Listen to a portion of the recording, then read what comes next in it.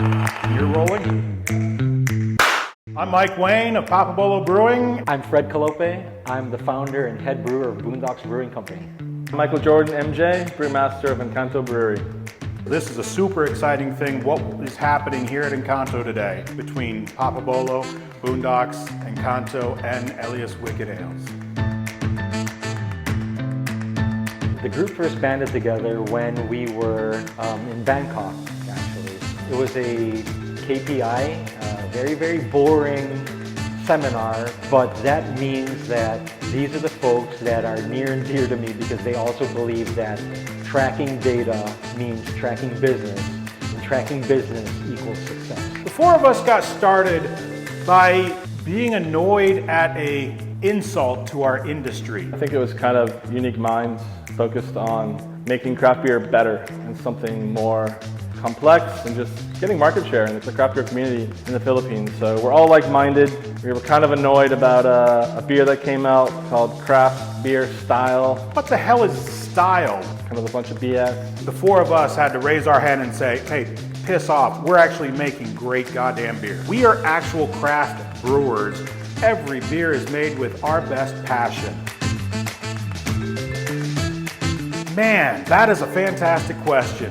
If we're gonna start with Fred, I know he went to school in Chicago, and I absolutely love pale ales coming out of Chicago. So for me, Chicago Pale Ale is the style of beer that Fred reminds me of. Fred, as a beer style, is kind of philosophical, so I gotta go towards his strong ale, which is one of his great beers, but it's a little sneaky, there's a little bit of tactics. You might kind of jump into the lawyer bit, a little bit here and there. And before you know it, you're like, whoa, I've had a lot of strong ales, I've had a lot of Fred.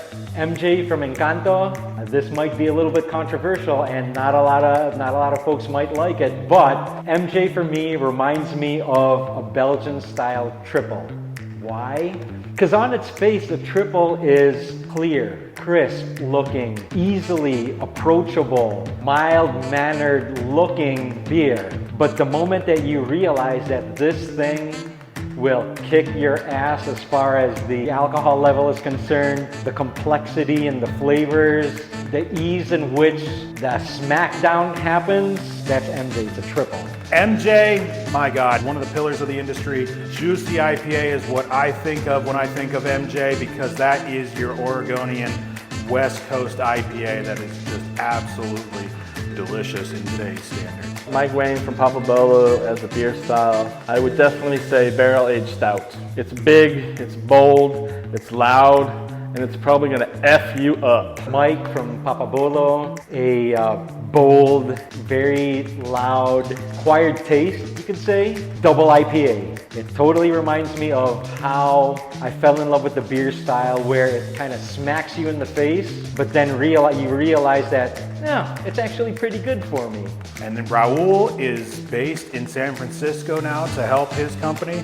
I think of California steam beer when I think of Raul. That is what we all think of as the anchor of craft brewing, quite literally, anchor steam beer. And that's what Fritz Maytag started in the 1960s. So I do think Raul, anchor steam beer. So Raul from Elias is probably the wild card. I think he's kind of like a saison. Saisons are kind of like all over the place, and he might just kind of throw random stuff like in here, in there, out of there. All of a sudden it's 10%, like you just don't know what's next. Totally surprising, wild guy. What I would have to say about Raul, if I characterize him as a beer, is one of the beer styles that Mike Wayne and I actually recently drank at my house, Dortmunder Lager. It's this easy-looking, approachable beer which, you know, on its face, you're thinking, how complex could it be? But then, when you look at what Elias, Raul's brewery is doing, they're trying out a lot of interesting things. And when you look at a Dortmunder Lager, you're looking at a beer style that is very much more complex than what it looks like on its surface, and that's Raul. Top culture pale ale. So I love American pale ales. I'm quite proud of this beer. Kind of takes me back to some times in the US. Fresh hops, really interesting flavor profile. Mango IPA, because damn it, they stole mango from me. The Green Lava Double IPA. It's a beer that is very emblematic of what a hop-forward double IPA should be. I always prefer to go to the summer ale. I love it, easy to smash, a lot of really nice flavors. Yeah, it's just perfect for the climate. He calls it a strong ale, but my God, it is a Belgian triple that, oh God, I wish everyone could try that beer. My favorite is actually Cowboy Classic. Why? Because I had him over on a holiday weekend and that's all we drank. The Cowboy Classic, American Pale Ale. I drink it all the time when I'm there.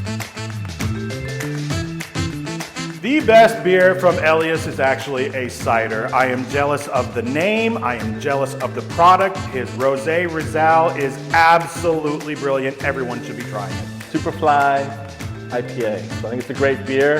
And for some reason when I drink it, I can think of Raul jumping off the top ropes in a wrestling match. Seems like a wild beer, wild guy. Their stout, it's called Darth Vader. It's this complex, very deep flavored beer which is surprisingly easy to drink. When you ask me what the favorite beer from Papa Bolo is, it's going to be easier to talk about religion, politics, or money. This is like kids. They're all fantastic, right? Cowboy Classic. For me, Boondocks is the distillation of everything that I learned from being elsewhere in the world, bringing it back to the Philippines, taking on the word boondocks, which is actually derived from the Filipino word bundok, and bring it all back home in a format that is very familiar, but just changed a little bit.